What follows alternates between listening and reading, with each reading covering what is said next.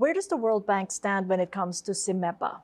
That was recently launched July 1st at the Philippine Stock Exchange. It meant lower transaction taxes, so encouraging a bigger base to invest in the capital markets.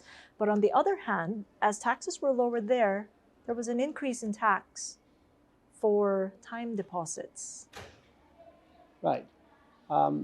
So that measure in particular, what it does is it reduces distortions that were arising from the fact that you had different tax regimes for similar transactions. So there's a unification of the tax regime there that reduces distortions and facilitates transactions. So that is a reform that we believe is going to be a good reform for capital markets, but it's going to be a good reform for the country on the land. It's a reform that helps reduce distortions.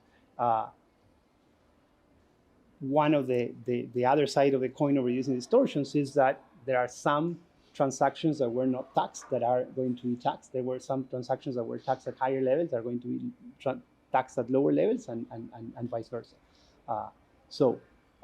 Yes, it is likely that there are some agents that were not paying before and that will pay now.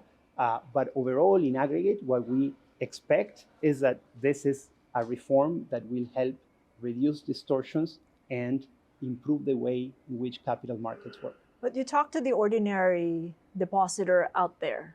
They're paying at a 20% tax on their time deposits.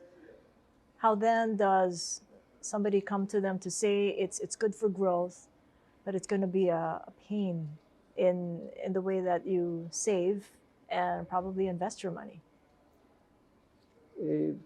Probably the key element to think about is we have a system in which different levels of tax rates created distortions, exemptions created distortions. Moving to a uniform system is something that reduces these distortions. As I mentioned, and as you mentioned, nobody likes paying taxes, but creating fiscal space is crucial for growth. It's crucial to create more infrastructure. It's crucial to build human capital.